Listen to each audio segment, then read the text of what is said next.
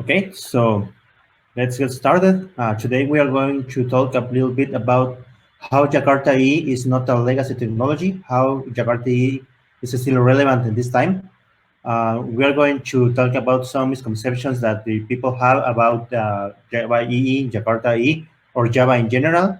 So, for example, that the Java is slow or that takes a lot of resources for working, so on. So let's get started. My name is Jorge Cajas. I'm from Guatemala. I'm one of the leaders of the Java user group in Guatemala. I have like 8 years of experience working in Java E and now Jakarta E. So let's start. What are we going to talk today? We're going to talk or discuss what happened to Java E, why Java E is no more, what's the new thing that is called Jakarta E. Then we are going to discuss how Jakarta EE is old but is not legacy. And well, we cannot discuss about this change without mentioning MicroProfile. So we are going to talk about where is MicroProfile in all of this. And at the end, we are going to have a little QA. So if you have any question, I can help you with that. So let's get started. What happened with Java EE? Well, there was a point where the Java ecosystem was very slow in the innovation thing. A lot of new features were not delivered on time. The people on the industry need to wait several years to get new functionalities, new specs, new APIs. So most of the developers need to go to use external libraries or migrate to different frameworks. One of the examples of this was the JSON-P and JSON-B specification. As you know, we are using JSON for sharing data within systems from like the last 10 years, but it was until the 2017 that we have the official specification on Java EE for JSON binding and JSON processing. So until that, we need to use something like Jackson or JSON. And this is one of the main examples that what happened with Java EE in the moment. There was a very slow delivery of the new features, and we needed to wait or migrate to different things. So what happened is that at the almost at the same time that the Java release changes from many years to release to every 6 months, um, Oracle donates all of the Java EE specification to the Eclipse Foundation. But there is a little thing on this. Java EE is a trademark that is owned by Oracle. So all of the project was renamed as Jakarta EE. So basically, Jakarta EE is the same as Java EE on the past, but now it's under the Eclipse Foundation. Jakarta EE 8 was almost the same as Java EE 8. Why? Because we just did the transfer all of the information, specification, documentations from Oracle to the Eclipse Foundation. So basically, Jakarta E8 and Java E8 are just the same. There is no difference between them. But in Jakarta E9 was an event that was named the Big Bang on the mail list. That was the migration from packages from JavaX to Jakarta E. Why? Because with the integral property of the Java E that was under the custody of Oracle, the JavaX can be still used, but was not able to, we are not going to be able to modify anything of that. So we took the decision from moving all of the specification from the package JavaX to Jakarta E, or move some of the specifications, some of the APIs that were changing on the time from the package JavaX to Java Jakarta E. The final decision was doing the Big Bang, because if we migrate all of the functionalities and APIs and documents from JavaX to Jakarta E, we can go freely to modify, add new functionalities, duplicate functionalities under the package of Jakarta E without any restraint. So basically, we are on the road of delivering Jakarta E9 that has all of the APIs migrated from the package JavaX to Jakarta E, and there is a lot of new things that are going to be delivered in Java EE 9. But what happened with the old systems? Java is characterized by the stability that if you have a application written 5 years ago, 10 years ago, 15 years ago, you can still run it on the new servers, on the new Java versions. Well, there are a lot of application servers that are working on the migration roadmap for this. So you can still use the JavaX package, but internally it's going to be transformed into Jakarta EE package.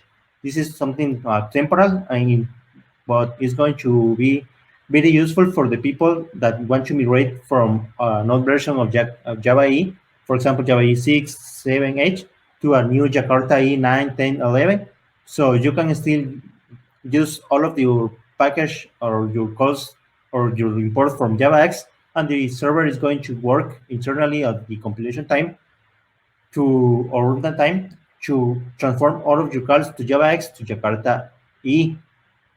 Also, this change brought new players to the game. There is a more proactive community around Jakarta E than the Java E had, because Java E was like a VIP group or something like that, where only some of the most biggest enterprises had a word of how to evolve, how to accept a functionality, what to reject. But the door was always open, but the people didn't knew that you can go and participate on the course, on the mailing list, on the repository, do a pull request and something like that. But after the change from Java E to Jakarta E, the community took a new pay, a new place on the game, and now we have a more proactive community that is contributing to Jakarta E like we never did. So, who is working on Jakarta E? Well, as I said, there is a lot of big companies that are still working on Jakarta E. Oracle is still working on Jakarta E.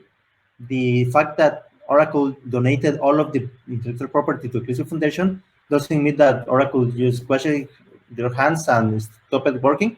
Oracle is still one of the biggest contributors to Jakarta E, but uh, not only Oracle is working on that. There is Payara, that is a fork of Gladfish with commercial support. There is Apache Tommy from Tommy Tribe. There is Open Liberty from IBM, Quarkus, Helidon, Thorntail, and a lot of companies, a lot of application servers that are working every day, making the transition for Java 8 to Jakarta E and the Jakarta E8 to Jakarta E9. A lot of work that they are doing every day to deliver all of the new functionalities on this new part of the history that is Jakarta E. So basically, all of your knowledge that you already have for working with Java E is still valid. You can still working with your CDIs, with your resources, with your servlets, with JSF, JSP, JPI, JTI, everything that you already know about Jakarta, Java E is still valid. It's just was migrating from the Oracle intellectual property to now that is all of that documentation on the Eclipse Foundation. So how Jakarta is old but it's not legacy?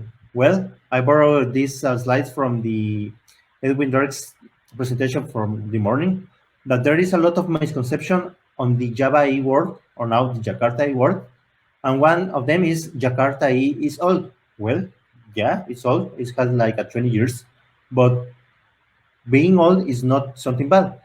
Jakarta E, Java E had a lot of time to mature, to evolve, to have a lot of APIs ready for production. So there is a lot of work from the last 20 years that is already done. There is a lot of functionalities, a lot of optimizations, a lot of APIs that we were working from the last 20 years to make it on the point that there are production ready and are very, very, very good specifications and very good APIs. The second one is Jakarta E is slow. Well, I don't really understand why, because Java E, or no, Jakarta E, It's just a bunch of documentation and API specification. Jakarta EE is not code. It's just the specification of how the application server should behave, how the library should export some APIs. So Jakarta EE can be slow because Jakarta EE is just the specification. Jakarta EE is just a lot of documentation of how the specification should work. Another one is that Jakarta EE consumes a lot of resources. Well, Jakarta EE is just a lot of documentation, does not consume a lot of resources. And the biggest one is Jakarta EE cannot be used for building microservices. Well, I have a news for you. You can use all of your knowledge of Jakarta EE for building microservices. So how is this? Well, the reality is this one. Jakarta is old, but has a lot of features that are optimized and very mature that you can use for building a very robust and resilient applications. Jakarta EE has a lot of optimized runtimes, so you can choose between a lot of application servers. You can choose between Payara, Helidon, use frameworks like Quarkus, uh, Chomi, etc., etc. So Jakarta EE has a lot of competitors between them, a lot of application servers that work every day to make Jakarta EE very, very well optimized and very, very feature rich. So Jakarta EE consumes a lot of resources? No, that depends on your application. But the runtime for Jakarta EE on most of the application servers are very optimized runtimes that you can look and has a performance like no one has. And finally, with Jakarta EE, you can build microservices. You can take a look to the MicroProfile project. We are going to discuss a little bit about this later. But yes, you can still use all of your knowledge from the last 20 years with Java EE and now Jakarta EE to build microservices. So Jakarta EE is old, but old doesn't mean that it's legacy. Jakarta EE is still under heavy development by a lot of companies, by a lot of people, because it's an open source project. So you can even contribute to this and make Jakarta EE still relevant, still a more technology. So Jakarta EE is still one of the biggest technologies and the most robust technologies to build backends right now, or even frontends if you are using PHP or JSF. But Jakarta EE is old, but it's not legacy. Has a lot of features, has a lot of optimized runtimes, has a very good performance on the most of the application servers, and you can still use it for building microservices.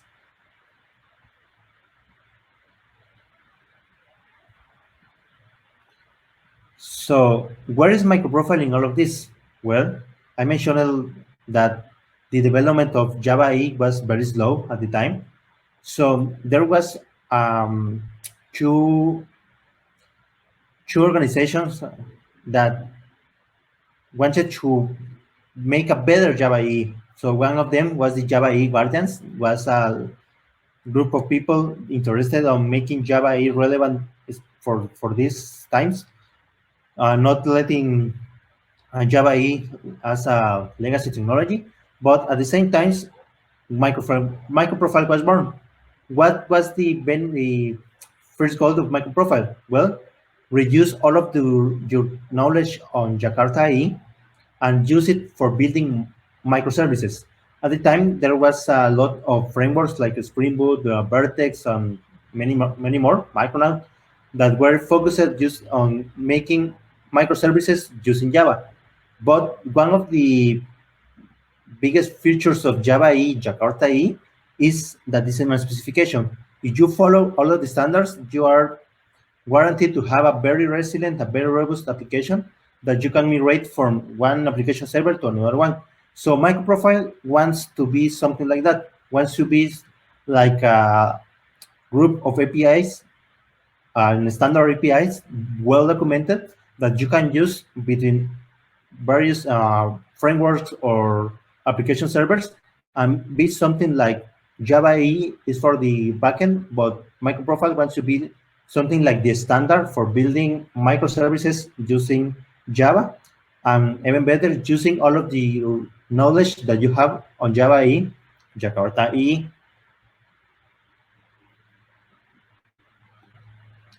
So basically, MicroProfile is not a competitor of Jakarta E. Instead, they play very well together. You can use your APIs from Jakarta E. They even share some of the APIs with the MicroProfile world, and MicroProfile is more like a complement. You have a lot of APIs on Java EE, and MicroProfile can complement all of that APIs with new APIs, and you can use it for microservices and even for monoliths. So you are not restrained or use MicroProfile use only for microservices. There are a lot of APIs that you can use on your existing monoliths and give them superpowers. Also, MicroProfile works like an incubation for new APIs because MicroProfile is a code-first approach. With Java EE, Jakarta EE was first the documentation. After that, the documentation goes to a discussion. After the discussion, there is a test, and after the test, there is a reference specification. And after the reference specification, there is a new specification for the same functionality. MicroProfile works on the other way. MicroProfile first, there is the code. You can test the code. You can test the new functionalities, and after the code is working, there is a consensus about how this should work. If there is need on some modifications, some standardization, and then is the documentation.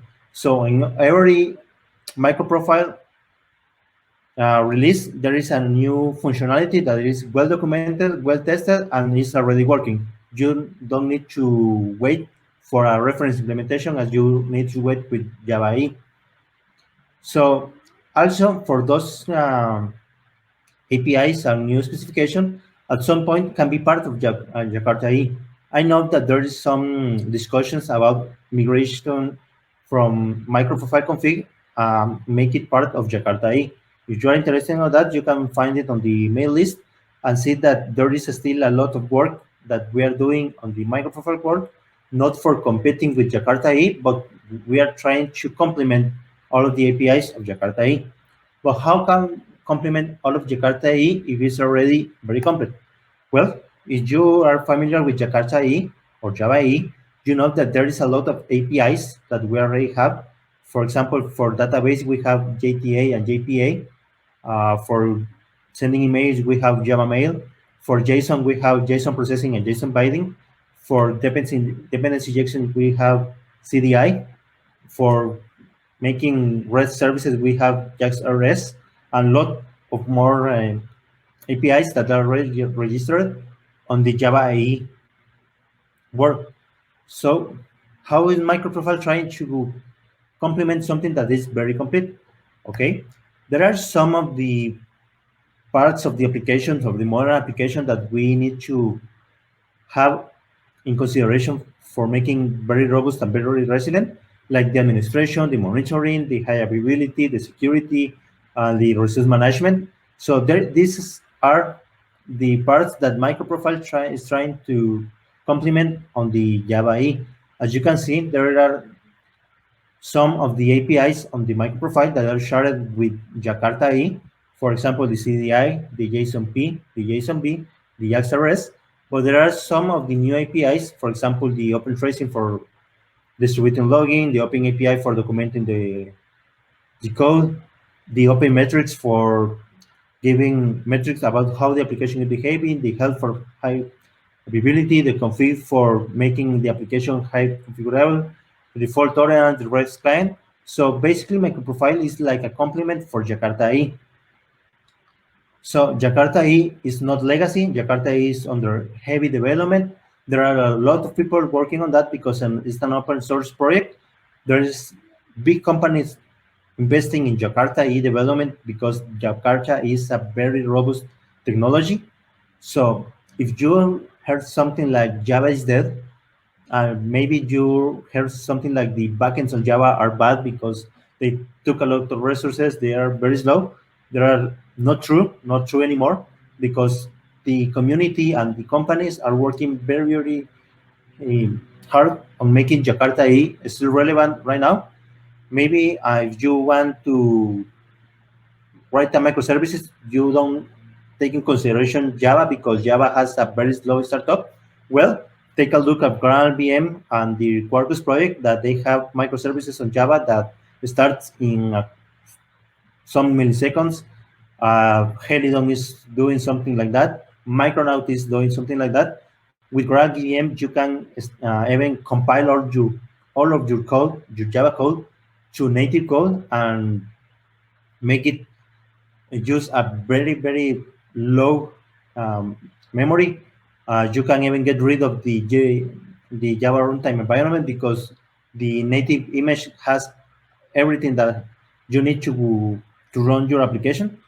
Um, Even on the JVM mode for the application, you use GraalVM. The application takes a lot less of memory, and the startup time is very amazing. So Jakarta EE is the same as the Java EE that we know, but with the time, Jakarta EE has a lot more optimized runtimes, better performance, new APIs, and a lot of new functionalities that you want to take a look. Also, if you don't like to use Java because Java is so old and is not fun to write, you can even use Jakarta E with your favorite language. For example, you can use Scala, you can use Kotlin, and many other JVM language that there are there. So you can choose your preferred language. For example, Kotlin is the new wave. You can use all of the existing APIs. You can reuse all of that work that many people did for the last 20 years for having the best APIs for building backends. You can complement all of the APIs with MicroProfile, and you can even go to the mail list. You can go to the repositories. You can create your pull request and contribute to the development of Jakarta E and MicroProfile. So, any questions on this? If we don't have any questions, I'm going to be here for the next half hour. So if you can join us and have any questions about this, just tell us, and we are going to be happy to help you with that.